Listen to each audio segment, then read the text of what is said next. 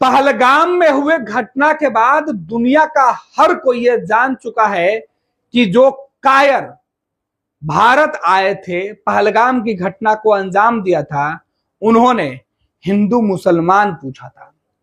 लेकिन बिहार सरकार के पूर्व मंत्री, राजद के विधायक प्रोफेसर चंद्रशेखर अपने बड़बोले बयानों की वजह से जो सुर्खियों में रहते हैं, उन्हें वो चीजें नहीं दिखती है।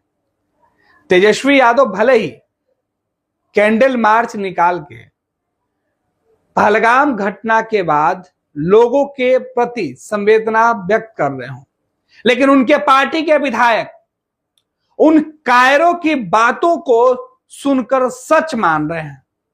वो कह रहे हैं कि नहीं, हिंदू मुसलमान की बात नहीं हुई थी, जबकि इस घटना में जो पीड़ित हैं वो चीख चीख कर बोल रहे हैं। कम से कम उनका तो ख्याल कर लिए होते। जो इस घटना में लोग हताहत हुए हैं, एक बार उनके परिवार के लोगों की बातें चंद्रशेखर जी सुन लिए होते। पूर्व मंत्री और राजद के विधायक ने जिस तरीके से यह कहा कि कोई भी जो उस वक्त पहलगाम की घटना में शामिल देश के दुश्मन थे, मुल्क के जो गद्दार थे, जो पाकिस्तान से आए हुए थे, उन्होंने ये पूछा नहीं, उनके पास पूछने का वक्त नहीं है, बल्कि ये तो एक प्रोपेगेंडा है जो चलाया गया है। वो अपने विरोधी राजनीतिक दल के लोगों के ऊपर सवाल उठा रहे हैं। चंद्रशेखर जी, जब आपके नेता और आपके पार्टी के लोग इस घटना के बाद सरकार के साथ खड़े हैं, तो फिर आप सरकार में शामिल पार्टियों के ऊपर सवाल उठाकर देश की भावनाओं को क्यों छेड़ रहे हैं? वैसे आपके ज्ञान और आपके विज्ञान की बातें, आपके किताबों की बातें और आपकी दलीलें सर्वव्यापी है। आप खुद इतने अपने आप को काबिल मानते हैं कि आपके बयानों के वजह से आरोप ये लगा कि तेजस्वी यादव की पुरानी सरकार जो नीतीश कुमार के साथ चल रही थी, वो टूट गई। दरअसल आपने उस वक्त हिंदू भावना को ठेस पहुंचाया था और आपके बयान ही थे कि 2024 के चुनाव में तेजस्वी यादव को नुकसान पहुंचाए थे। ये दावा आपके ही पार्टी के कई लोग पहले कर चुके हैं। जेडीयू बीजेपी के नेता तो यह आरोप लगाते ही रहते हैं। आपने पहलगाम की घटना पर उन आंसुओं को भी नहीं देखा जो उस घटना में जो पीड़ित परिवार हैं उनके निकल रहे थे। वो लोग चीख चीख कर कह रहे थे, हाँ, देश के दुश्मन जब उस जगह पर पहुंचे तो उन्होंने पूछा कि तुम हिंदू हो या मुसलमान, तुम हिंदू हो या नहीं।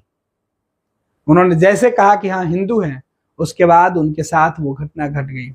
ये पीड़िता के बयान है जो अलग अलग जगहों पर वो खुद बोल रही हैं, लेकिन चंद्रशेखर जो हैं राजद के विधायक, उन्हें सुनाई नहीं पड़ रहा है। उन्हें तो इसमें भी बीजेपी का प्रोपेगेंडा दिखाई पड़ रहा है। विधायक जी, जरा राजनीति में अपने विरोधियों को कोसने से ज्यादा देश के लोगों की भावनाओं की कद्र करिए। देश की बात तो छोड़ दीजिए, आपके मंच पर बैठे आपके सहयोगी विधायक भी आपके बातों से इत्तेफाक नहीं रखते हैं। अगर इत्तेफाक रखते तो आपके बगल में बैठे हुए विधायक जी आपको टोकने की कोशिश नहीं करते। चंद्रशेखर जब बार बार कह रहे थे कि वो प्रोपेगेंडा था, वो झूठा था, तो उनके बगल में बैठे हुए विधायक ये बताने की कोशिश कर रहे थे कि इस सवाल का जवाब इस तरीके से नहीं दीजिए, बल्कि बोल दीजिए कि जो भी उस घटना में हुआ था वो गलत हुआ था। लेकिन चंद्रशेखर मानने को तैयार कहां थे। एक और थोथी दलील जो वो दे सकते थे उन्होंने दे दी।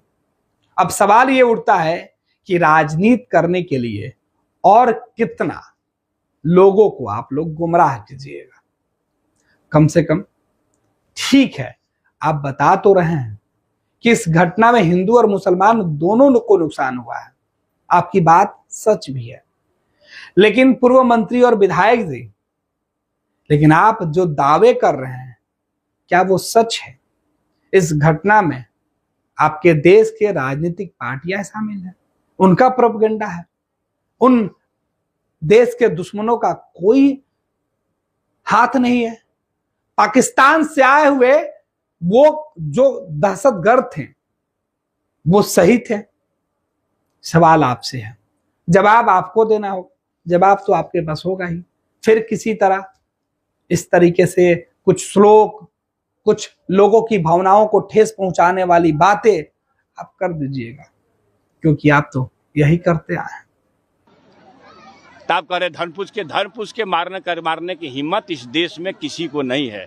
ये नफरती शगुफा है।